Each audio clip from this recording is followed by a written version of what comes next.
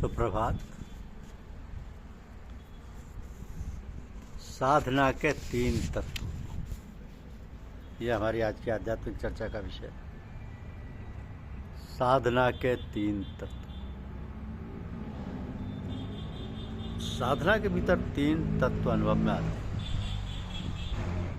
पहला शुद्धि, दूसरा ध्यान और तीसरा उपलब्धि।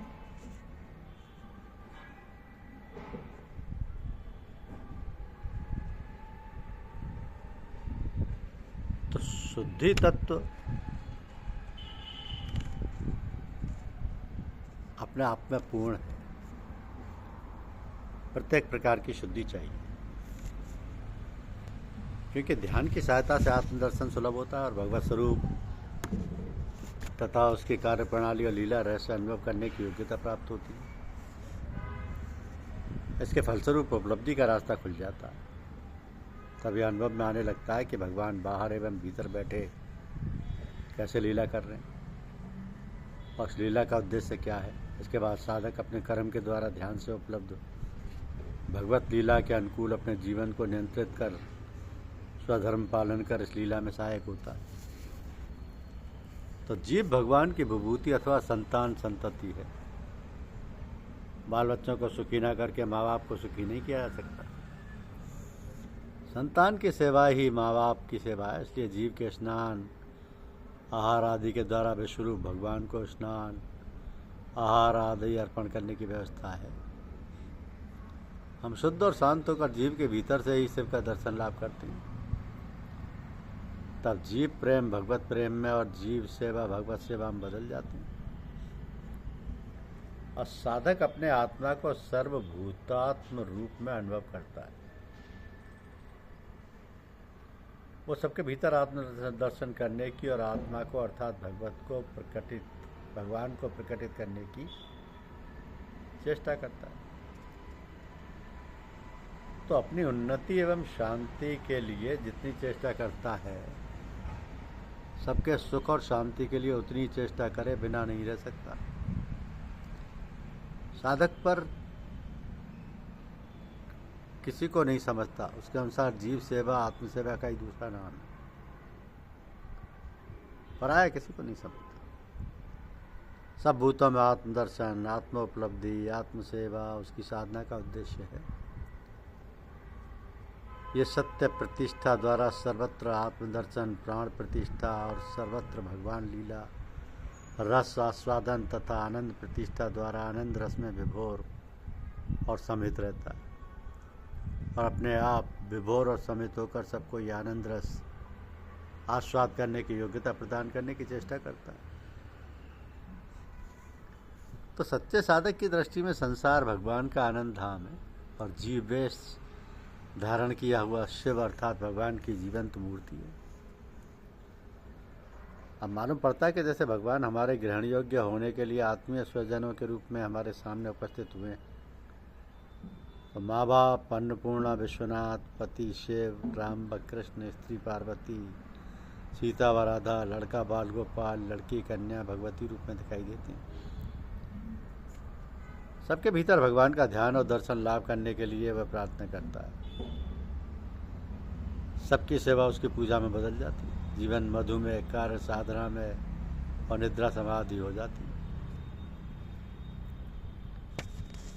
पूजा श्रेष्ठ व्यक्ति अथवा तत्व के सानिध्य में श्रेष्ठता लाभ करना, उपासना उपास्य के सानिध्य से उपास्य के भाव से प्रभावित होना। जैसे आग के सानिध्य से देह गर्म हो जाती है और बर्फ़ के सानिध्य से देह शीतल हो जाती है। तो किसी आदर्श जीवन अथवा तत्व सद्गुरु इष्ट को सामने रखकर धारणा, ध्यान और समाधि द्वारा उसमें तन्मय हो जाना पूजा का उद्देश्य है। जो किसी आदर्श चरित्र को अवलंबन कर अपने जीवन को आदर्श स्थानीय बनाने की चेष्टा करते हैं, वे चाहे माने या ना माने उस आदर्श चरित्र की पूजा करते हैं। हमारे शास्त्रों ने स्वरूपोपलब्धि और मुक्ति को अपने स्वरूप में अवस्थित कहा है। हार अपने गले में, लेकिन अपने गले की तरफ ना देखकर हम हार ढूंढने में लगे। कस्तूरी मृग की नाभि में, लेकिन कस्तूरी गंध से लुब्ध हरिण गंध की खोज में पागल के समान इधर उधर दौड़ता फिरता है। वास्तव में भगवान हमारे भीतर ही हैं, उन्हीं की शक्ति से सब काम हो रहे हैं, वही हमारे भीतर लीला रहते हैं। लेकिन हम भीतर की तरफ ना देख कर उनको बाहर खोजते फिरते हैं, अपने भीतर के छिपे हुए तत्व को बाहर की मूर्ति में आरोप कर शास्त्रोक्त विधानानुसार साधना द्वारा उनकी स्वरूपोपलब्धि कर धारणा, ध्यान और समाधि द्वारा उनमें तन्मयता प्राप्त कर हम अपने भीतर के अदृश्य तत्व का दर्शन लाभ करते हैं, जो सत्य होते हुए भी असत्य अथवा असंभव मालूम होता था। उसमें सत्य का आरोप कर उस सत्य को प्रत्यक्ष करना ही हमारी साधना का उद्देश्य है।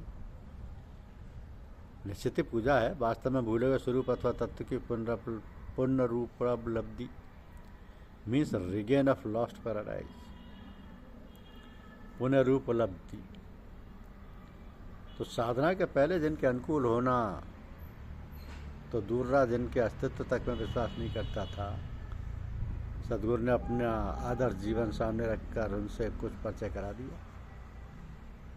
तत्पश्चात उनके सानिध्य से अर्थात उनकी तत्वोपलब्धि के फलस्वरूप अपना अंतर जितना जितना उनके भाव से भावित होने लगा, उतना ही अज्ञात रूप से उनके अनुकूल होने लगा। अंत में ऐसा समय आया जब उस आदर्श तत्व में समाहित होने के कारण आदर्श का सारूप लाभ कर स्वयं आदर्श में हो गया। तो जो असंभव मालूम होता था वो सत्य में परिणित हुआ। साधक साधना द्वारा इष्ट तत्व में समाहित होकर इष्ट में हो जाता है। ब्रह्मविद ब्रह्मैव भवति का वास्तविक अर्थ तभी समझ में आता है। कोई तत्व जब तक सिद्ध जीवन में दृष्ट होकर और साधना द्वारा उपलब्ध होकर अपने जीवन में साकार ना हो, तब तक उस तत्व का वास्तविक अर्थ समझ में नहीं आता। दीक्षा के मंत्र में एक शब्द होता है, इष्ट के जीवन के भीतर उसका अर्थ उपलब्ध होता है। साधना द्वारा प्रत्येक तत्व में इष्ट की लीला अनुभव करने के फलस्वरूप उसकी प्राण प्रतिष्ठा होती है, तब मंत्र की सिद्धि होती है, तब मंत्र की सिद्धि होती है। तो वैदिक युग में साधना के लिए शिष्य को गुरु के घर जाना होता था, जहाँ रहकर शिष्य को गुरु के आदेशानुसार चलना होता था। इसके परिणाम स्वरूप शिष्य समस्त मनमत से बसता हुआ प्रकृत स्वाधीनता लाभ करने के सुयोग पाता था। कारण स्वाधीन का अर्थ स्व के, अपनी आत्मा के, भगवान के, भगवत विधान के अधीन होना। तो संयत शुद्ध शिष्य शास्त्र, गुरु और विवेक की सहायता से अपने जीवन को लक्ष्य निर्णय कर उस लक्ष्य को पूर्ण विकास और सद्गुरु स्वरूप सद्गुरु अथवा इष्ट तत्व के भीतर उपलब्ध कर उस आदर्शानुसार अपने जीवन गठन कर उसमें तन्मयता लाभ कर अपने भीतर बीजाकार में विद्वान भगवान शक्ति को पूर्ण विकसित करने का सहयोग पाता था। यह थी दीक्षा। धन्यवाद। यूट्यूब चैनल को लाइक और सब्सक्राइब अवश्य कीजिए। शुक्रिया।